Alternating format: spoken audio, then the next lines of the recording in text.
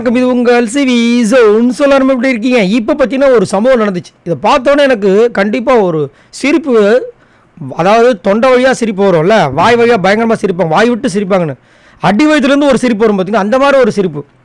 என்னென்னா ரயான் வந்து முத்துக்குமாரனை பற்றி பேசுகிறார். அவர் வந்து ஆக்சுவலாக வந்துட்டு இப்போ என்ன நினச்சிட்டு இருக்காருன்னா, தன்னை ஒரு பெரிய ஒரு ஸ்ட்ராங்கான ஒரு கண்டஸ்டண்டாக நினச்சிட்டு இருக்காரு. வெளியில் வந்து மக்கள் வர வந்து ரொம்ப விரும்புகிறாங்களாம். அதை அவரே சொல்லிக்கிறாரு. ஏன்யா இதையே இப்போ நீங்கள் பார்த்தீங்க, நான் பார்த்தேன் எங்கே கனவுல, ரைட்டு அப்படி மாதிரி தோணுச்சு. ஏன்னா அது கனவுல மட்டும்தான் நடக்கும்.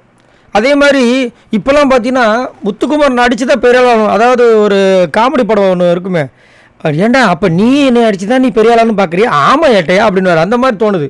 ஏயா முத்துக்குமரன் ஒஸ்ட்டு, முத்துக்குமரன் பேசுறது சரியில்லை, முத்துக்குமரன் எல்லாமே வந்துட்டு ராங்காக பேசுகிறான், அவங்ககிட்ட இருக்கிற தப்பை தான் வந்து இது பண்ணுறான், மற்றவங்ககிட்ட அவங்ககிட்ட இருக்கிற தப்பை மறைச்சி மற்றவங்ககிட்ட இருக்கிற தப்பை மட்டும் தான் பேசுகிறான், இப்படிலாம் சொல்லிட்டு அப்புறம் எதுக்கு முத்துக்கிட்ட வரீங்க? முத்து ஒதுக்கி வச்சிருவேன் தானே.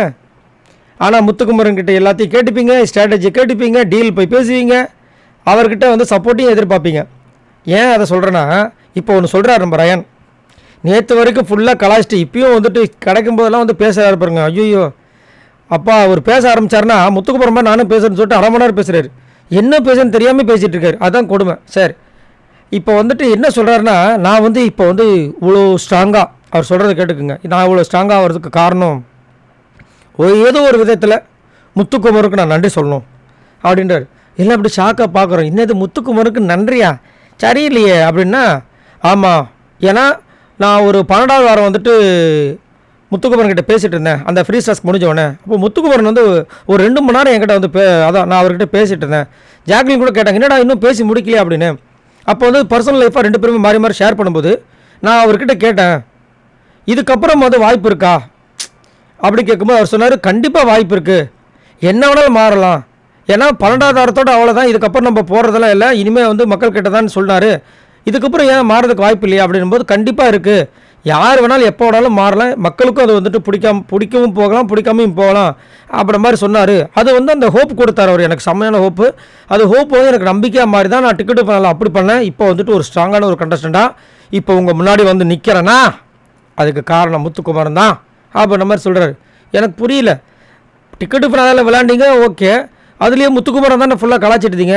இப்போ ஹோப் கொடுத்த வரைக்கும் வந்துட்டு முதுகில் குத்துறது எப்படி கரெக்டாக இருக்கும் ஒன்றும் புரியலையே அப்படின்னா அது என்னோடய ஸ்ட்ராட்டஜி. ஆனால் அவர் கொடுத்ததை வச்சு தான் நான் இப்போ பேசுகிறேன், ரைட்டு பண்ணி நல்லா வருவோப்பா அப்படின்ற மாதிரி இருந்துச்சு. ஸோ இந்த மாதிரி விஷயங்கள் சொல்லும்போது எனக்கு பயங்கர சிரிப்பு. அதாவது தொழில் கற்றுக் கொடுத்த குருன்னு கூட சொல்ல முடியாது. இது வந்துட்டு நல்ல விஷயம் தான் செஞ்சுருக்காரு. ஆனால் நல்ல விஷயங்கள் சொன்னால் அதை வந்து நீங்கள் ஏற்றுக்கிறீங்க, அந்த விஷயங்களாம் வாங்கிக்கிறீங்க, அதுக்கப்புறம் அவங்கக்கிட்டே குத்துறீங்க பார்த்தீங்களா, அதுதான் கொடுமையாக இருக்குது. இன்னொரு விஷயம் என்னென்னா, இவர் ஸ்ட்ராங்கான ஒரு கண்டஸ்டண்டாக காமிக்கிறதுக்கு ஏன் வீட்டில் வேறு யாருமே இல்லையா? அவங்களாம் தப்பே பண்ணல, எல்லாம் புனிதர்களாக இருக்காங்க. ஏன் வந்து முத்துக்குமரனை சூஸ் பண்ணார் அப்படின்னா, இவர் தான் வந்து ஹைலைட்டாக இருக்கிறாரு. ஹைலைட்டாக இருக்கிறவர் நம்ம தாக்கணும்னா கண்டிப்பாக நம்மளும் ஹைலைட் ஆகும்.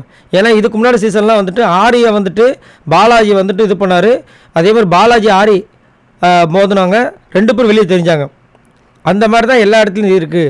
அப்படின்னும் போது நம்மளும் அதே வேலை பண்ணுவோம்னு சொல்லிட்டு இப்போ ஒன்று பண்ணிகிட்ருக்காரு. ஆனால் அது நல்லா இல்லை. இதுக்கு முன்னாடி ரயான் இருந்தார் பார்த்தீங்களா, அது எனக்கு பிடிச்சிருந்தது. டாஸ்க் வேணால் ஓகே, இன்னும் நல்லா வந்து வெறித்தனமாக பண்ணாலும் எனக்கு சந்தோஷம் தான். பட் அவர் பண்ணுற வேலைகள் எனக்கு சுத்தமாக பிடிக்கல. சார் நீங்கள் உங்களோட கருத்து சொல்லுங்கள். இங்கே முத்துக்குமரனை பற்றி ரயானே வந்து சொல்லும்போது எப்படி இருக்குது? கொஞ்சம் சிரிப்பாக தான் இருக்கும். மறக்காமல் கமெண்ட்ஸ் பண்ணுங்கள். பாய் நண்பர்களே.